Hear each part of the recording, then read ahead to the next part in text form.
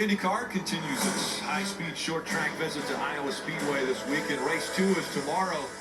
Joseph Newgarden got his third win of the season in this first of the two doubleheaders. So coverage beginning at 2 p.m. Eastern on NBC and Peacock. Can Joseph Newgarden sweep the Iowa stop? We'll find out. You're watching NASCAR Xfinity Series Racing, the Pocono Mountains 225. Again, Allgaier stayed out, so a little bit of strategy coming into play. Got no points. Now he's trying to do it, but I think they do a little bit of a Hail Mary, and now...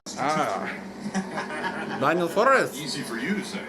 Well, there's still a lot to Custer's go. back up there in 10th. Go. We figure they're probably, I don't know, 8 laps from their pit window. You know, we're Elliott Steele in 13th. Barry, Nemechek, Sammy Smith, those guys back there that are about to get underway. It'll be 45 laps remaining in this 90-lap race. Back to green, and they fan out. 2-3 wide, back in the back. Wow, contact! They're into the wall. That's a 0-0. I believe the 20 as well. Yeah, John Hunter's bid for 3 in a row is going to end with a wreck here on the front stretch.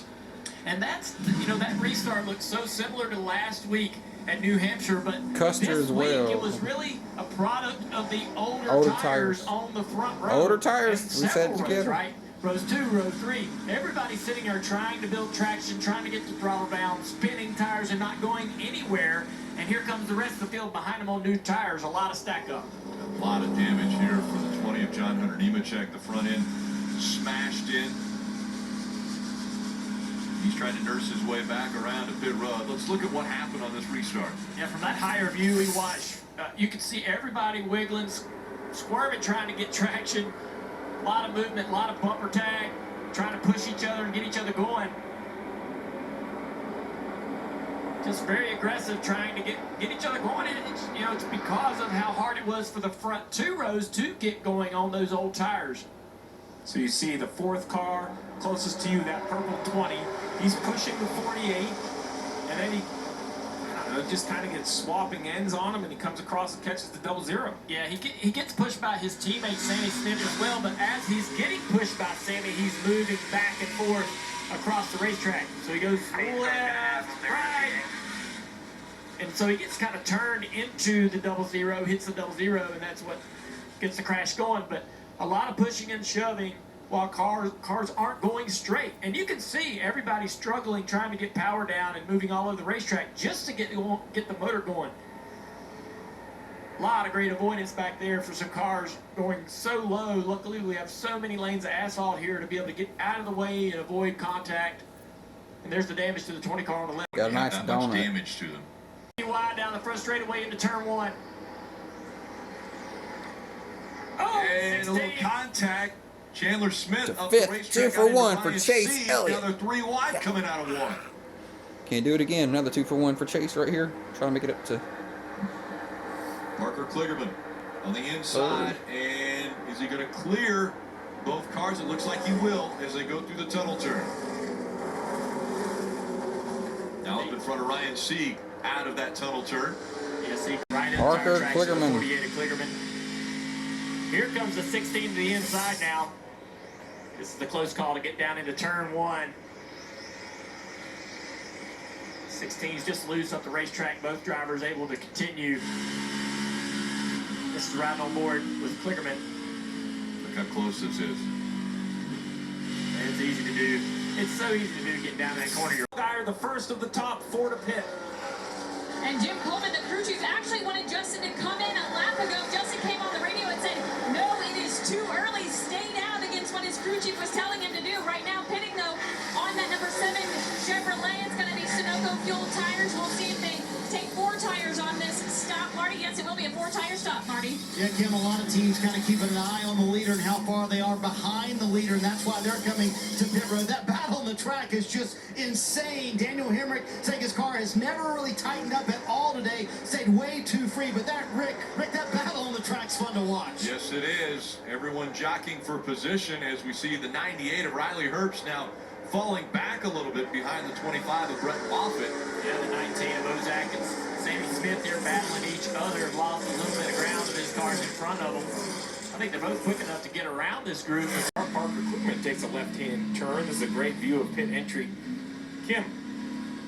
They told him to be very careful because the call is a gas and go. Wanted to make sure he wasn't going to flat spot any tires coming off pit road so they could keep that strategy, trying to gain track position. Parker felt very optimistic about today, said we had a top 10 car. If we can play strategy right, maybe a top 5 car. Top 10, top 5. Parker Clearman working his way off of pit road. Nascar behind him in the 26 as we see things here continuing to be. Keeps it Did going. a really good job gathering that thing up. Wow, no caution. New partner of theirs, Allen Beer Company, on board this year, Coastal Lager. So Gas came to pit road. They took a look at that car. New tires. Brandon Jones out in front, but again, he was on pit road at 42. They're looking for a little later caution as well. See if they can hang on to this top spot. 34th. I have a feeling that he'll probably get a Along with caution. John Hunter Nemechek, you see all the damage to the front in that 35th position. He is 2 laps down. Brandon Jones out front. Don't believe he'll have enough fuel to make it all the way to the end with 16 to go. Jones and Ty Dillon on kind of the same strategy. Ryan Sieg just behind him. He's 5 laps shorter on fuel, and so we're hearing that he's going to be coming within the next 2 laps. And how hard are you pushing it if you're Justin Allgaier, knowing that the 8's in front of you? Yeah, you're pushing it pretty hard because he's closing the gap to Josh Berry, but pushing just too much, you know. Gets into the fence there and has to regroup. That's pretty significant contact with the right front of that car. He had been running that 8 down, and that to him, in his mind, is the race for the win. Well, barring a yellow, I agree with Allgaier. I think there's 2 battles that need to be focused on. The one and the clearest is between the 8 of Josh Berry and the 7 of Allgaier. They know they have to push.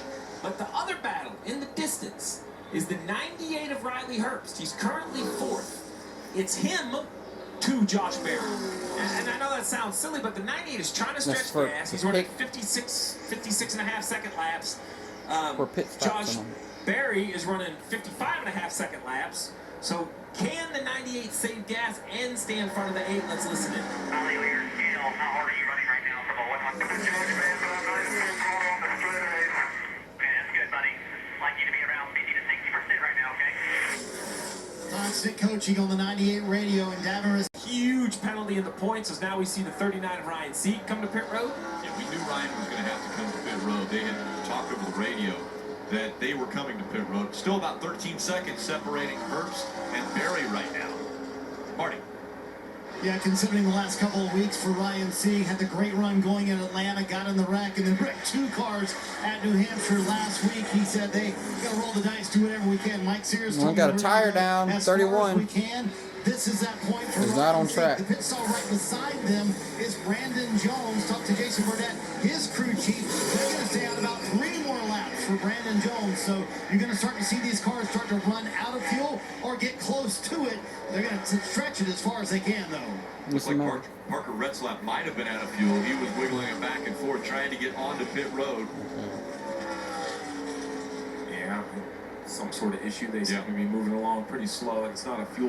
Like that American flag on there. And with the same fuel load. So as now we see the 3 of Ty Dillon come to pit road.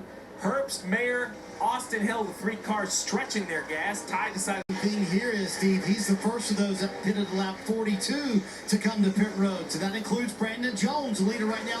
Fuel only for Ty Dillon. Mayer as well. Today. He'll run the cup race tomorrow. How long can Jason Burdett and Brandon Jones stretch the fuel in the 9 car? Well, he has 6 more laps burned, so he can run it as long as he wants, but we're confident he can't make it. It's really a question of the 98, Riley Herbst. Behind him, the 1 of Sam Mayer. Behind him, the 21 of Austin Hill. Can those 3 cars play a game of fuel chicken? Oh, 35 around. This should bring a yellow out, I imagine. There it is. Joey Gase goes around in the 35, and that brings a caution out, the 4th caution. Now, does that save anybody for fuel? Well, So now the question is, tires versus fuel, so many Oh. decisions. Look at the 7. Justin Allgaier. Huge damage on the right front.